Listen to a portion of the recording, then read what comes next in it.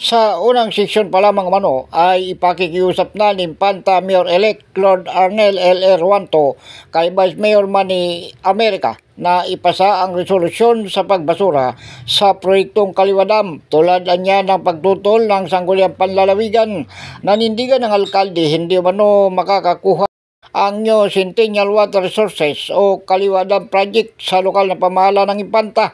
Ito ang tiniyak ng alkalde sa kanyang inaugural speech sa panunumpa bilang halal na alkalde ng bayan. Makakaasa niya ang kanyang mga kababayan na sa administrasyon ito, tablado ang nabanggit na proyekto. Buuan niya ang pasya ng lokal na pamahalaan pagdating sa usapin ng nature conservation tulad ng panindigan umano ni na Governor Dr. Helen Tan at Vice Governor Ted Alcala na ibasura ang proyekto.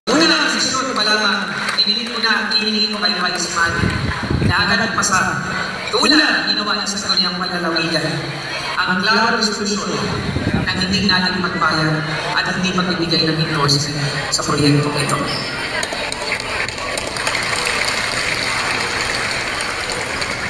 For the good governance agenda, mga kasama, itutulak natin ng patuloy at mas mahusay ang pagtataguyod natin ng tapat na pamamahala.